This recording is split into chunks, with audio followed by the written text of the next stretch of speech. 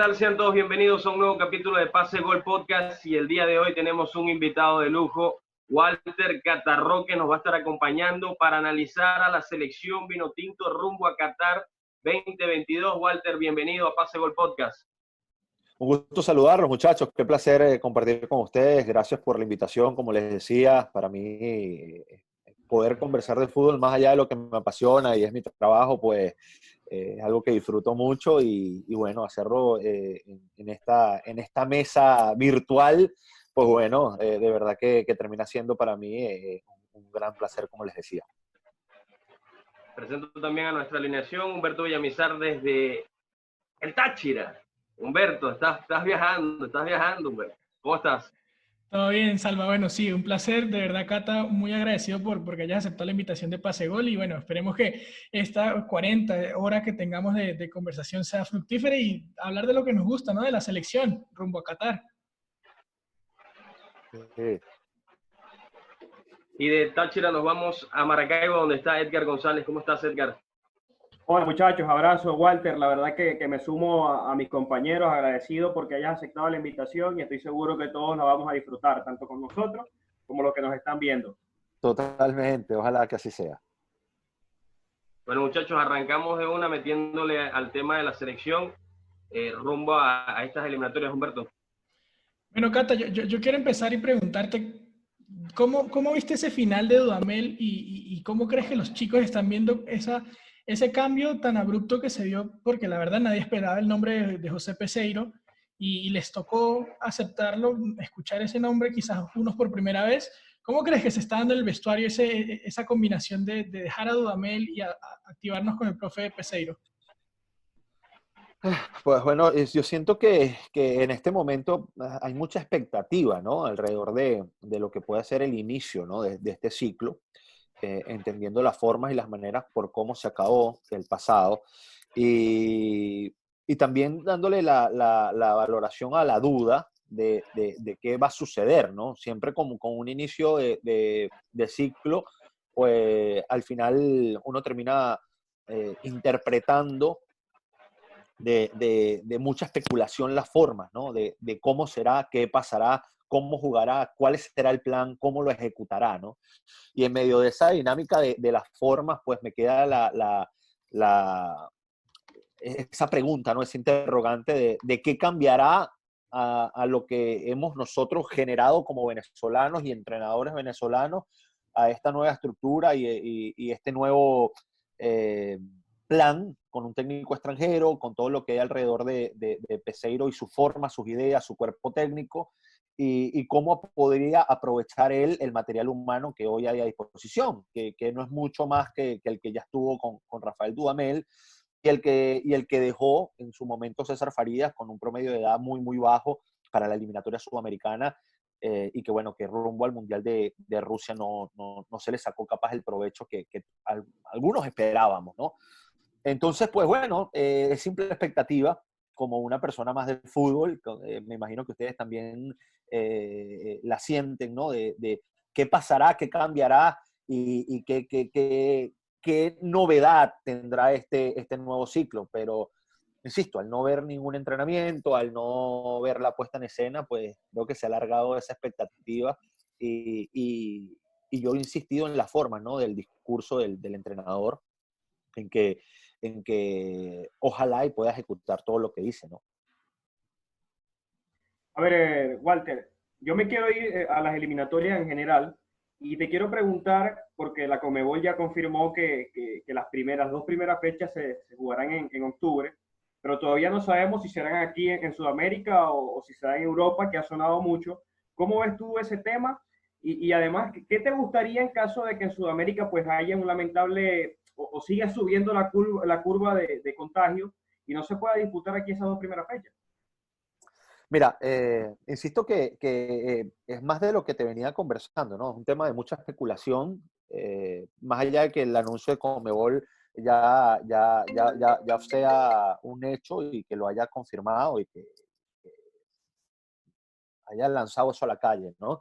Insisto que mucho de eso tiene que ver con la cantidad de sponsors que hay alrededor de los eventos de la eliminatoria y todo lo que eso arrastra a nivel económico. televisión, patrocinantes, contratos que no pueden quedar en el aire, acuerdos, insisto, económicos de pautas publicitarias, todo lo que es la masificación del fútbol.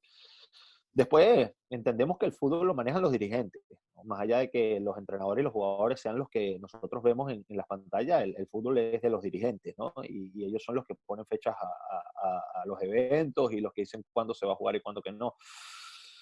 Pero yo creo que yo no veo un escenario de, imagínate, ver a selecciones como Paraguay queriendo jugar fuera del Defensores del Chaco, Colombia queriendo jugar fuera del Metropolitano de Barranquilla, Bolivia queriendo apostar a su clasificación para jugar fuera del Hernando Siles de La Paz, o la propia selección de Ecuador queriendo regalar su localía en el Estadio Atahualpa de Quito, ¿no? Entonces, insisto que la especulación a mi juicio es bastante obvia en base a este tema. No creo que los entrenadores, ni los jugadores, y mucho menos los dirigentes de cada una de estas federaciones estén de acuerdo con que se juegue fuera de sus países, entendiendo el valor y el peso que tienen para cada una de estas selecciones poder jugar en su cancha. Insisto que son los que hacen que esta eliminatoria pueda tener el peso y la importancia que tienen, es la localía. Entonces, nosotros tenemos una confederación muy complicada, muy compleja, distinta a las eliminatorias de Europa, por ejemplo, completamente, porque se juegan en el tema del factor localía. En nuestra confederación es más consistente que en la de Europa. Entonces, yo no lo veo viable, pero bueno, insisto, no depende de nosotros, es un tema de los dirigentes, y si tú le preguntas a un entrenador que está apostando todo para clasificar al Mundial, que tiene que jugar su eliminatoria en Madrid, evidentemente te van a decir, ¿y quién clasifica? Clasifica Uruguay, clasifica Argentina, clasifica Brasil y clasifica Chile. Entonces, sin jugarse la eliminatoria, el quinto puesto, ¿a quién se lo dan? Entonces, creo que ya habrían regalado el pase al próximo Mundial si eso llegase a ser así. Es mi análisis, ¿no? A ver, con el trabajo que hizo Dudamel, dejando a la selección en el puesto 25, históricamente la mejor ubicación en el ranking FIFA, ¿crees que ese proceso podía dar algo más de los resultados que dio el proceso de Dudamel? Es que para mí el ranking FIFA es un plus, pero no es la realidad competitiva.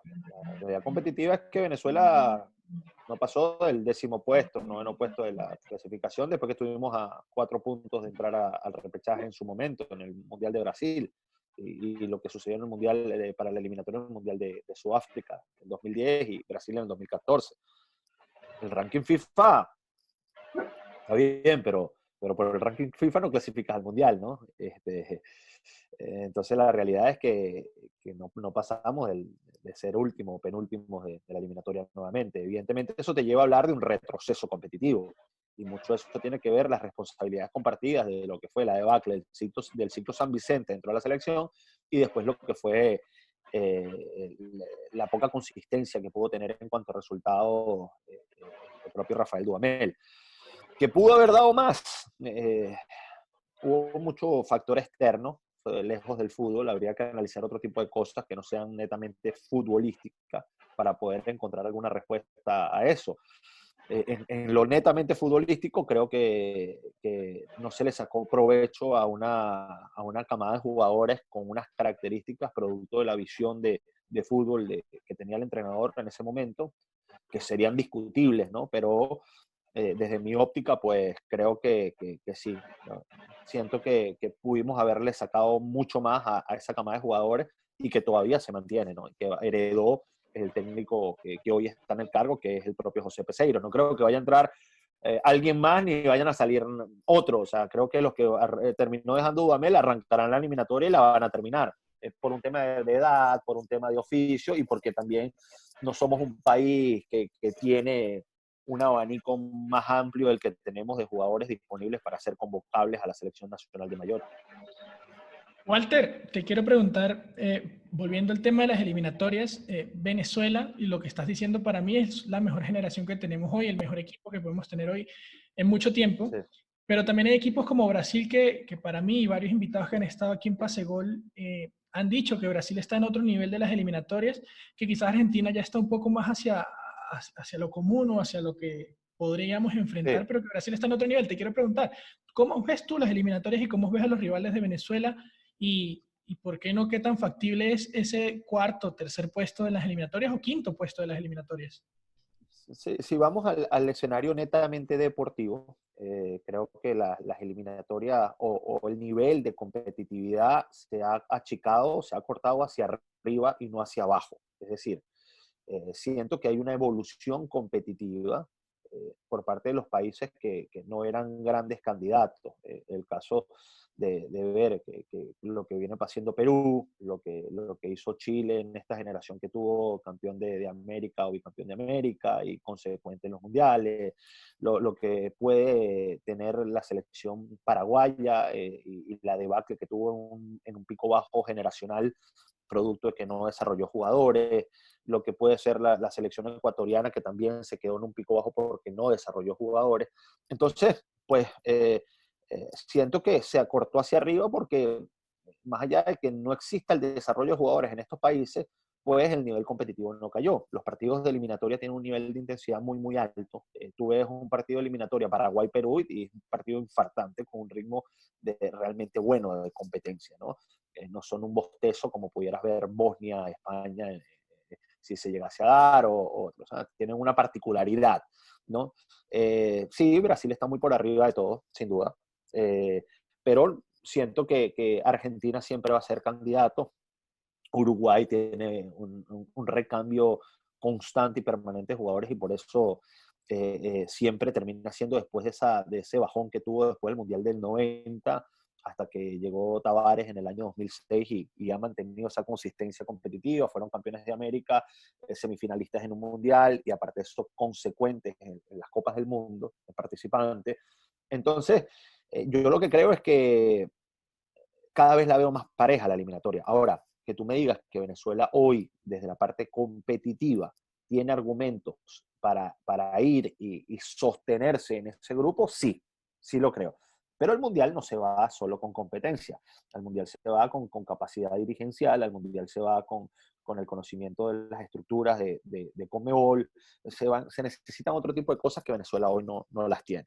Entonces tú me dices que Venezuela va a ir al Mundial, yo creo que tendríamos que darle muchísima responsabilidad a lo que terminan ejecutando los jugadores, pero se va también a otro tipo de escenarios que hoy Venezuela no tiene, que son los planes dirigenciales y que ya eso sería otra mesa de discusión. A ver, Walter, viviste muy de cerca lo que fue el proceso de Farías con la selección y me quiero ir porque también estuviste en Bolivia con él, en The Strongers, pero preguntarte específicamente si ves a Bolivia robándole punto a los grandes, siendo esa piedrita en el zapato, sabiendo lo que hizo César con la selección nacional y cómo conoce él las eliminatorias.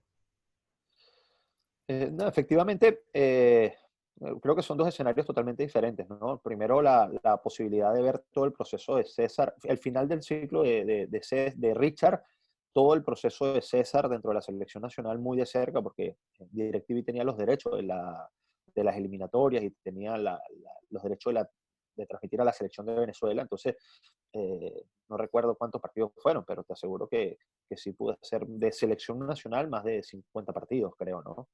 Transmitidos. ¿No? Es un buen número de que te dan un aval para poder hablar con cierta propiedad de algún ciclo, ¿no? Porque con 50 partidos en un haber, para el análisis te invita a que tengas algún criterio firme de lo que viste. Después lo otro, lo vivido en Bolivia es la parte ya más cercano al cuerpo técnico en la parte de fútbol, el desarrollo de un plan de trabajo para poder sacar partidos adelante en copas internacionales, como lo fue la Copa Libertadores de América del año 2017 y lo que se generó en ese equipo campeón de torneo corto, como lo fue el 10 Tronjes de Farías en Bolivia, un equipo grande, con muchas responsabilidades porque arrastra muchísima gente, los clásicos Bolívar, Díaz Tronjes son realmente maravillosos, ¿no? Y más allá de que mi abuelo dirigió muchos años allá, Yo estaba muy chamo en ese momento cuando él dirigió y me contaban lo que es el fútbol boliviano, pero no tenía conocimiento de eso, ¿no? Por lo menos con criterio, ¿no? De poder compartir algún criterio así como lo puedo hacer ahorita con ustedes. El fútbol boliviano tiene un nivel de competencia alto en la liga local por el tema de dónde se juega, ¿no? Los partidos que se juegan en la altura y los que se juegan en el llano. Y cada uno tiene su semblante. ¿Qué pasa? Bolivia fue en el año 94 a la Copa del Mundo, sacando partidos de local importantes, rajuñando lo que pudo en sus grupos, en un formato de competencia totalmente diferente al que hoy está, porque recuerden que este formato de eliminación de todos contra todos partes del Mundial de Francia, Francia 98. Entonces, en base a este contexto, creo que la localía para esta manera de trabajar y lo que impone César Farías en cuanto a su plan de trabajo y acumular sesiones de entrenamientos y acumular interpretación de roles individuales para después la ejecución colectiva de los jugadores, siento que la localía puede ser determinante. Por eso te decía cuando arrancábamos, no, que va a arrancar la eliminatoria y se puede jugar en Europa. Yo no me imagino a César diciendo, bueno, sí, me parece extraordinario. Creo que más bien se impone ante que eso suceda porque sabe el valor que pueda tener la localía para la selección boliviana. Siento que Bolivia es un candidato complicado. Va a ser un complicado para selecciones como Ecuador, para selecciones como Colombia, para selecciones como Chile, para selecciones como Perú, para selecciones como Paraguay y Venezuela, y que en base a esto, pues imponerse en esa localidad es lo que le va a dar la credibilidad al proceso, los puntos que saque de local y la consistencia a lo largo de la eliminatoria para poder sostenerse en los puestos de clasificación. Y claro que creo que puede estar en esos lugares de clasificación porque siento que es un rival que con un técnico que conoce la eliminatoria, que conoce a los rivales y que cuando tiene tiempo de trabajo, lo demostró en Venezuela, es un tipo complicado para ganarle. A ver, Walter, ¿qué crees que el profe Peseiro debe rescatar de, para mí, los dos mejores procesos que ha tenido Venezuela, el de Richard y el de César? ¿Qué es lo que debería el profesor Peseiro ver, interpretar, analizar y sacar, rescatar de esos dos procesos que casi nos meten a los mundiales? Sí, primero los jugadores con características individuales y lo que es el grupo a nivel competitivo es totalmente diferente a lo que quedó primero de Richard y después de César, ¿no? Hay un grupo con mucho más talento, siento yo, individual, con mucha más estructura formativa y con más ímpetu, ¿no?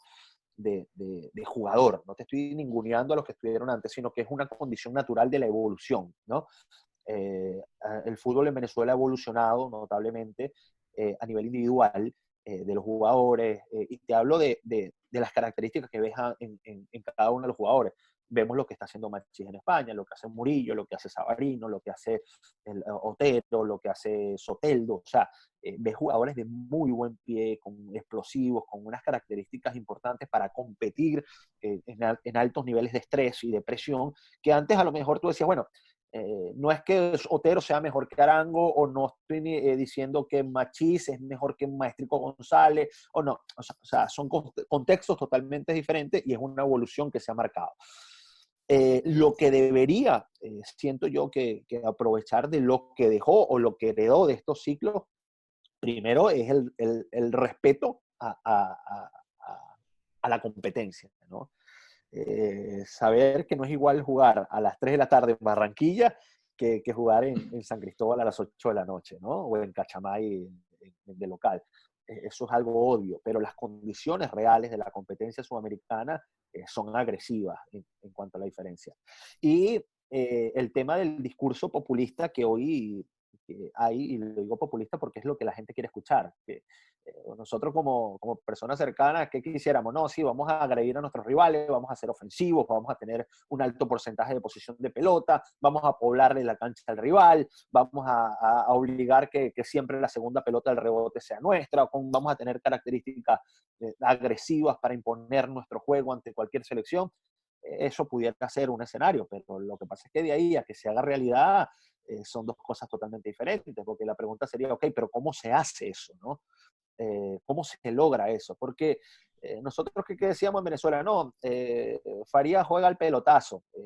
Richard es más de posesión del juego bonito, sí, pero ¿cómo es el juego bonito? ¿Cuáles son las características de los jugadores que tienes para poder hacer que el juego sea bonito?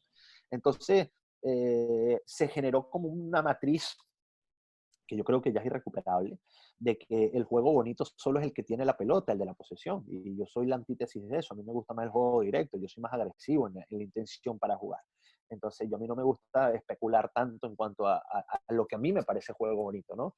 Entonces, en cuanto a esa herencia, yo siento que lo primero que tendría que crear es que en ambos ciclos se respetó al rival y se formó desde la propia selección una identidad para jugar, porque cada una tuvo una identidad totalmente diferente. Entonces, creo que eso es lo que debe encontrar Peseiro en su propia selección, una identidad real, que no creo que vaya a cambiar mucho a lo que tuvo Dudamel, porque la misma característica de los jugadores la va a obligar a que sea así.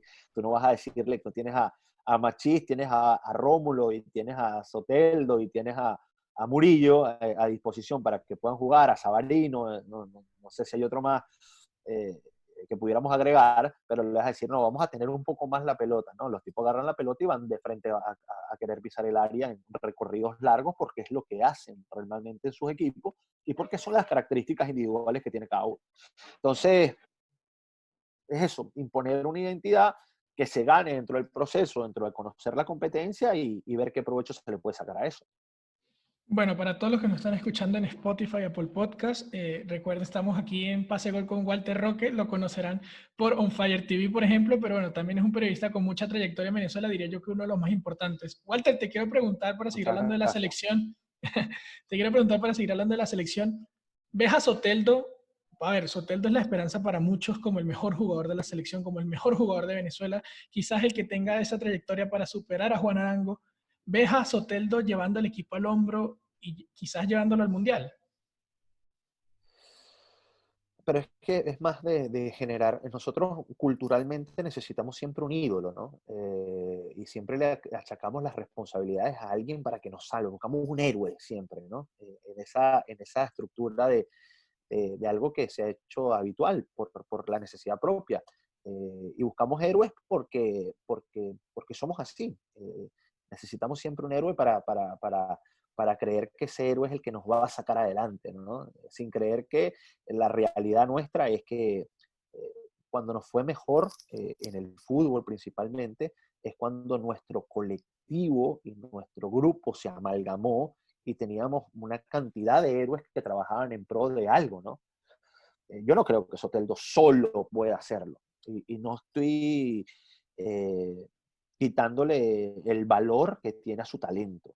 Lo que pasa es que no me parece un jugador que sostenga el ritmo durante mucho tiempo, ni que sea un jugador tácticamente tan interesante como se le hace ver, porque si no ya estuviese en otras latitudes, ¿no? Y no estoy quitándole mérito a lo que hace en el Santos de Brasil, pero juega en una liga donde los recorridos no son tan largos, donde tácticamente para defenderse no tienes presiones ni obligaciones tan marcadas como en el fútbol europeo, por ejemplo. Entonces en Venezuela pasa mucho de eso. Si Venezuela, Peseiro, protege a Soteldo, es decir, que no tenga recorridos defensivos tan largos como se les quiso imponer en su momento, que no tenga obligaciones para retroceder por tanto tiempo, creo que se le puede sacar mucho más provecho. Ahora, siento que Venezuela no puede ser Soteldo nada más, tiene que ser el grupo completamente, ¿no? Porque Soteldo, si lo pones a comparar con todos los que están en su posición en las selecciones que tienen puestos mundialistas, pues te vas a encontrar que en su posición todos los demás, Brasil, Argentina, Uruguay, Colombia, tienen jugadores que están en los grandes equipos del mundo. No juegan en el fútbol brasilero, por ejemplo, ¿no? Están en la Premier, están en la Liga Española, están en Italia, pones a Cuadrado, pones a James, pones a William, pones a Leo Messi, pones a Di María, Agüero, a otras cantidades de jugadores que están en la élite del fútbol mundial. Entonces, todos ellos trabajan en pro del colectivo. Entonces, insisto, Soteldo me parece un grandísimo jugador, pero creo que se le puede sacar mucho más provecho si no le quitamos la responsabilidad de que sea él el que nos lleve, sino que trabajen en base a un juego generalizado y colectivo donde él rinda muy bien y destaque, pero donde no tenga absoluta responsabilidad de lo que suceda dentro de la cancha. Walter, antes de irnos al corte, te quiero preguntar, Y ahorita que dices la palabra élite, en Twitter hubo una pelea extraordinaria peleándose de que si había algún jugador venezolano que llegó a estar en la élite. ¿Tú qué piensas acerca de eso? ¿Hubo algún jugador venezolano que llegó a la élite del fútbol? Sí, me parece que Tomás Rincón estuvo cuando entró al vestuario de la Juventus y jugó los partidos que jugó y se pudo entrenar en ese grupo. Lo que pasa es que sostenerse en la élite es complicado, no es fácil, ¿no? Y nosotros nos ha costado mucho porque realmente, te hablo de élite, que puedas ser un equipo, estar en un equipo que pelee campeonatos y que pelee en competencia internacional, ¿no? Como el caso de la Juve, ¿no? Donde estuvo Tomás. Después, a sostenerse ahí no es fácil. Competir en la élite, competir es una cosa y estar es otra. O sea, insisto, tenemos jugadores que están en las ligas importantes, pero no están en los equipos élite de esas ligas. Entonces, ese es mi punto de vista. Ahora, que cuánto nos falta para tener algún jugador que siempre, que juegue 5 o 6 años, titular indiscutible en el Manchester United, en el Real Madrid, en el Barcelona, en el Chelsea, o en la Juventus, o en el Milan, nos falta bastante. Y no lo tenemos hoy. Entonces, es algo que tenemos que nosotros evaluarlo, porque si bien una cosa es entrenarse y competir en el Torino, en el Granada, pero otra cosa es estar en los altos niveles donde puedes pelear el campeonato y evidentemente ser un protagonista de la Champions League, y nosotros no tenemos un jugador en ese nivel.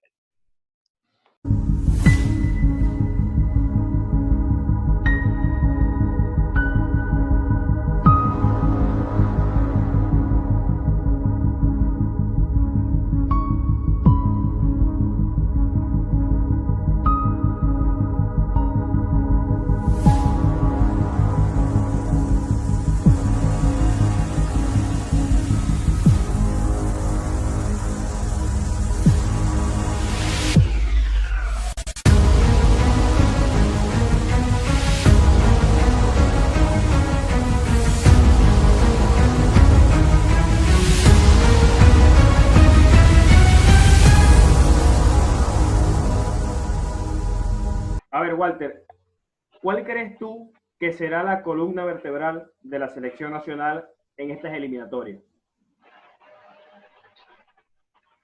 Siento que no, o sea, a ver, nuestro abanico, nuestras posibilidades de jugadores convocables es muy conocido. Por eso, cuando Peseiro hace la lista de los preseleccionados, era prácticamente todo lo que heredó del ciclo Dudamel. No hubo muchos cambios, ¿no? Tampoco siento que haya mucho más para elegir. No somos un país que tiene 50 jugadores convocables a la selección nacional. Los que están para convocar son los que están y no hay mucho más. Esto no es algo negativo, es una condición natural para un país como el nuestro, ¿no? Donde, insisto, para encontrar jugadores en altos niveles de competencia lo hacemos muy fácilmente, ¿no? Siento que Fariñe va a seguir siendo el arquero, sin duda alguna, por 2, 3 eliminatorias más sin ningún problema. Para rato. Sí, totalmente. Después, me parece que lo de Chancellor, Osorio, al igual que Wilker Ángel en la saga central, no va a tener mayor inconveniente, ¿no? de seguir estando en las convocatorias, porque, insisto, o sea, es lo que tenemos a disposición. Lo de Tomás Junior y Yangel, siento que también son los que son. Si quiere ser más agresivo, evidentemente va a contar con Yangel y Tomás, porque es la base, ¿no? de ese grupo en esa zona. Después, más adelante, el caso de Soteldo y Machís. Rómulo, si le toca entrar a algún partido de arranque o como cambio, siempre va a estar convocado porque es parte de lo que hay. Y luego en el frente de ataque lo de Joseph y Salomón. No tenemos más. Es lo que nosotros, si te toca hacer una alineación de la selección de Venezuela en este momento con estos jugadores y las características que tiene cada uno, podemos hacer el equipo muy fácilmente, ¿no? Y no solo nosotros, sino también el técnico, porque es lo que hay a disposición y es lo mejor que tenemos. Ahora, que haya un plan de trabajo, una idea y un presupuesto de partido para jugar en tal o cual lado, eso ya es otra cosa, pero ese creo que es la columna y no creo que cambie mucho. ¿Sabes, Walter? Yo quiero preguntarte sobre el rumor, porque cuando sale Dudamel, uno de los nombres que sonó y sonó duro fue César Farías, ¿no? Ver a César Farías nuevamente asumir la selección. ¿Qué tan cierto era eso de que César iba a regresar a la Vinotinto y si era solamente un rumor o de verdad fue una realidad? No, sí fue cierto. Tanto así que, a ver, hay uno, tengo entendido, ¿no? Esto no lo he hablado con César, hablo mucho con él de trabajo, de fútbol, de ideas, de estructuras de juego, de todo lo que viene desarrollando ahora en Bolivia, donde cuando me da un mínimo margen de participación en algo, pues yo lo disfruto mucho porque es algo que lo hago con muchísima responsabilidad. Aparte siento que aparte del respeto que le tengo como profesional en su área, siento que su capacidad cada vez la demuestra más, ¿no? Cuando él tiene, tengo entendido, insisto, una cláusula en su contrato que dice que para el único sitio donde pueda ir libre es si la federación de su país lo llama, ¿no? Porque él siento, eh, cree que el vínculo emocional, afectivo que tiene con la selección nacional es algo importante para él. Ojo que también lo que tiene con Bolivia ahora es un frenesí maravilloso porque las condiciones que se le han dado para trabajar y porque dentro del entorno del fútbol boliviano ha sabido capitalizar muchas cosas que capaz ni el propio boliviano sabía que existían, ¿no? El material humano y lo que tiene a disposición para poder competir. En ese momento sí se le acercaron algunas personas cercanas a la Federación Venezolana de Fútbol y le ofrecieron la selección, si estaba a disposición de ir y cuál era su plan de trabajo. Después de ahí, si él logró hablar algo más de eso, no lo sé, pero sí es algo, creo que no es secreto, ¿no? Que se le acercaron y pues bueno, él habrá dicho lo que él creía en ese momento oportuno, que no sé si voy o no voy, pero sí lo contactaron y bueno, no pasó nada, no pasó más de ahí. Creo que Salva iba a hacer una repregunta, pero se quedó como pegado. Walter, yo te quiero preguntar, a ver, hace unos minutos nos estabas comentando de que lo dirigencial también es algo importante y también es algo que nos lleva al Mundial.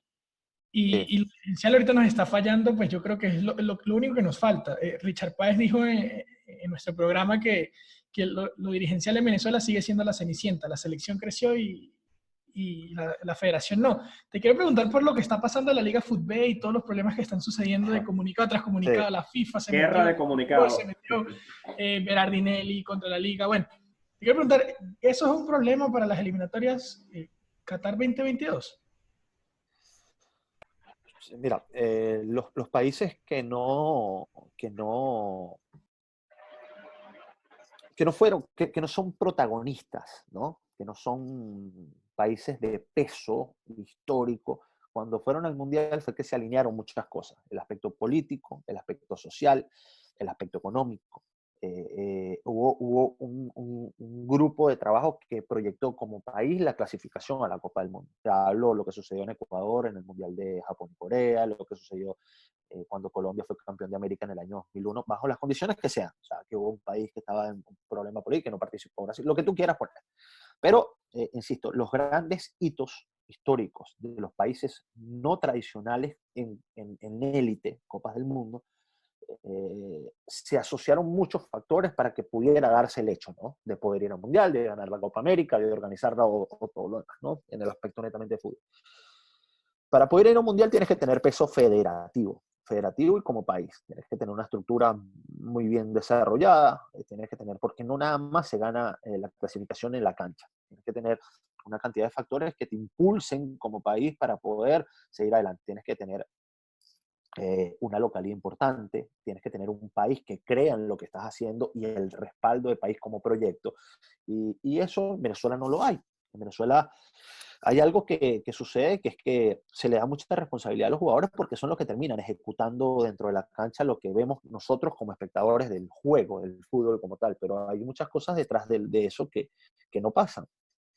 Venezuela no tiene peso con los árbitros, Venezuela no tiene peso en las decisiones de FIFA para quién te pita y quién no te pita. Y eso los grandes países lo manejan, no te digo que está manipulado, sino que evidentemente tienes un respeto de quién ejecuta las decisiones, ¿no? Desde el silbato, desde los horarios de los partidos, desde dónde se juega y por qué se juega. ¿O tú crees que es casualidad que Colombia quiera jugar ahora a las 3 de la tarde en Barranquilla? ¿Es producto de qué? O que la selección,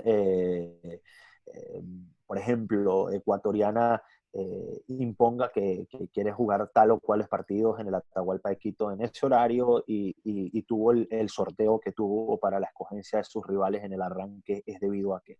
Entonces, hay muchas cosas que son extras a lo futbolístico que necesitan estar alineadas y Venezuela no las tiene alineadas. Y porque no se prepararon a los dirigentes. Eso que dice Richard Páez, yo comparto con él.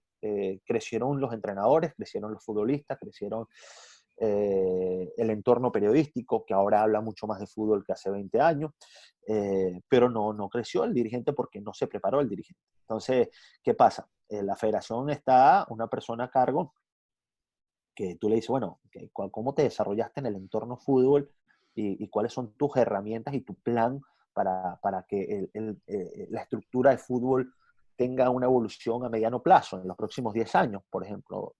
No hay un plan, ¿no?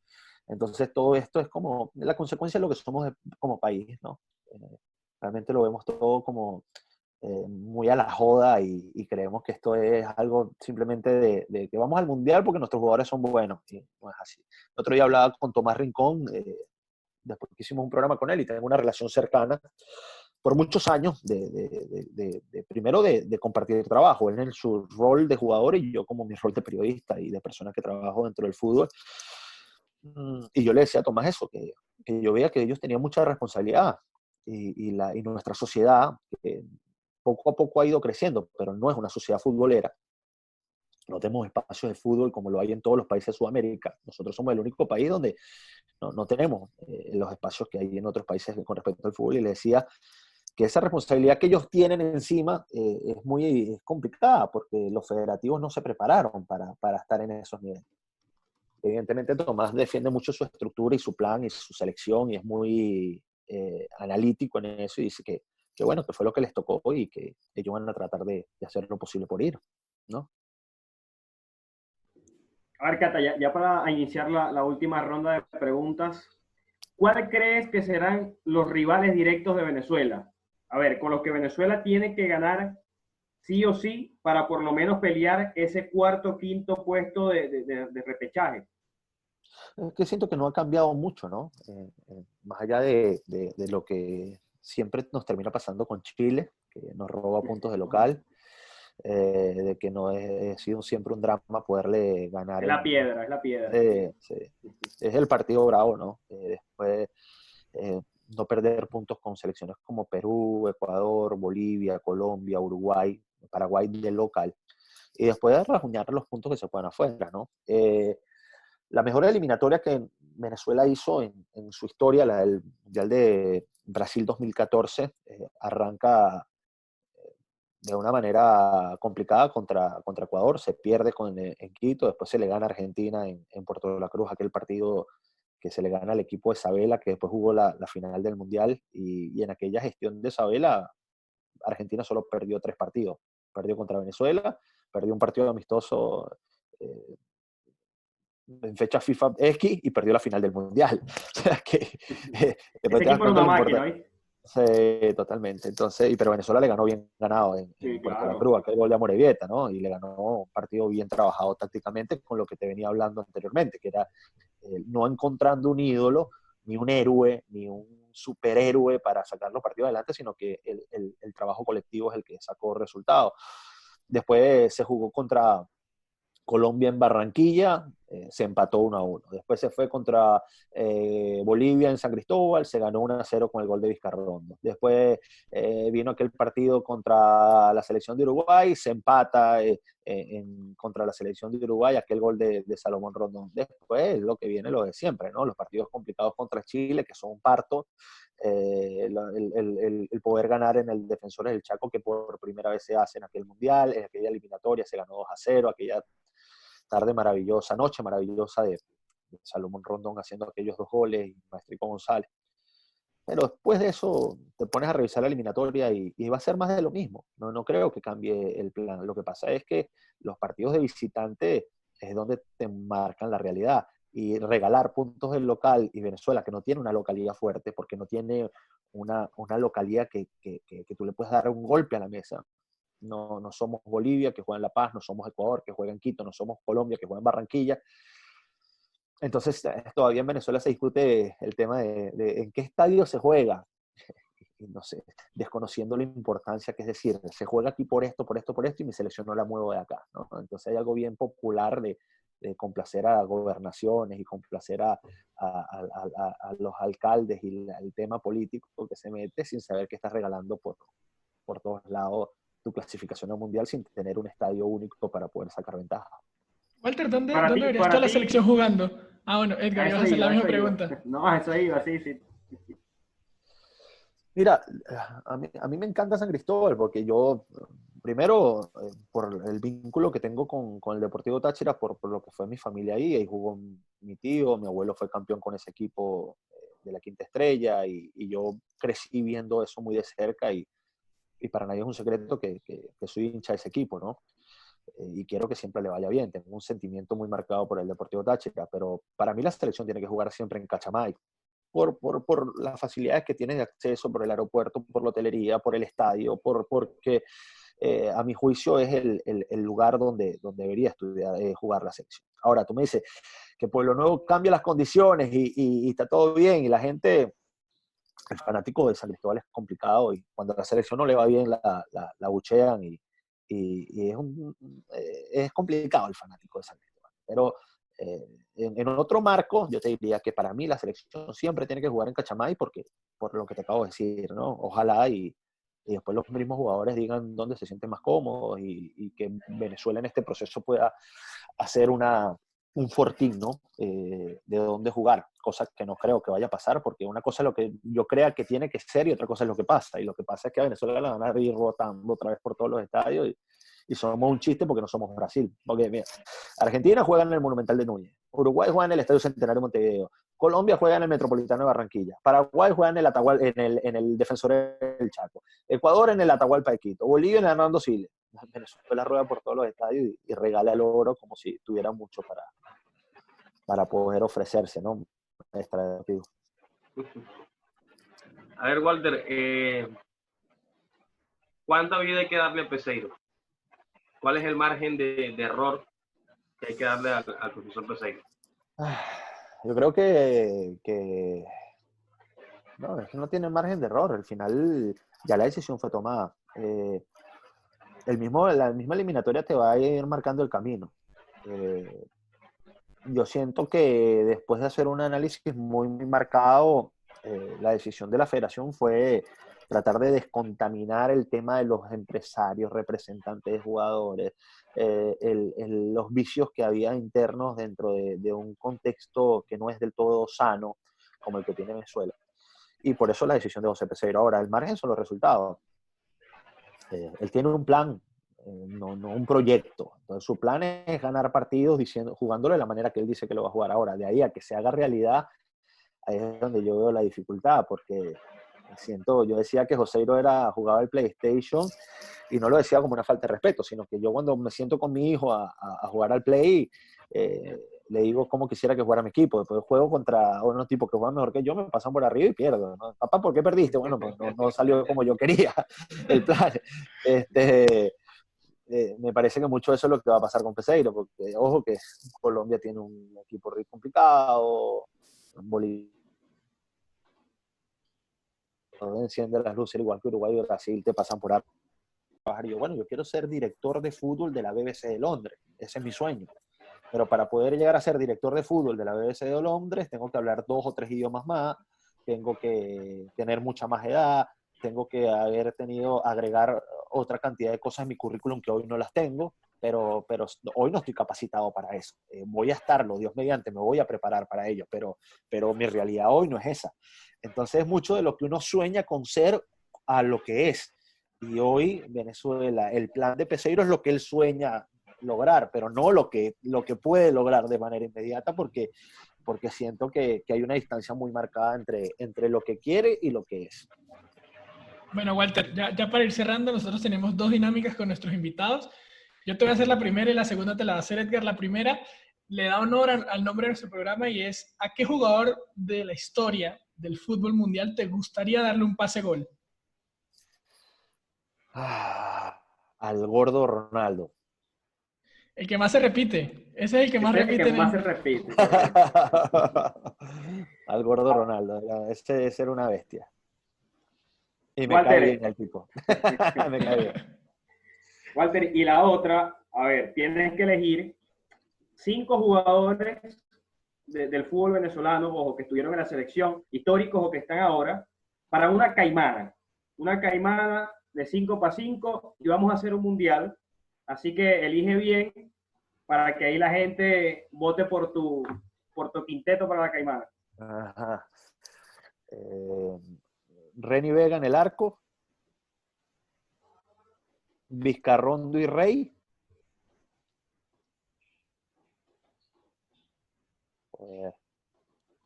Ahí se complica. Arango y Salomón. Okay. Ahí está. Está buena. Bueno, es la primera vez que vemos pareja de central. Dejé afuera a Tomás. Walter, ha habido... No lo puedo poner en el banco, a Tomás lo quiero llevar siempre donde sea, pero lo puedo poner en el banco, Tomás. Va de reserva. Han habido personas que van sin arquero, ¿viste? Arquero movible y darle el ataque.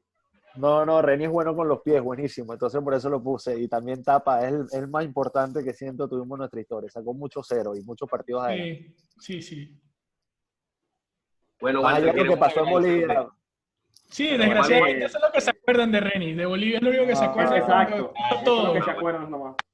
Pero no se acuerdan del partido de Argentina en Puerto La Cruz, ni el partido de la Copa América contra Brasil, Copa América. Contra Ecuador, contra Chile, cabezazo contra Paraguay.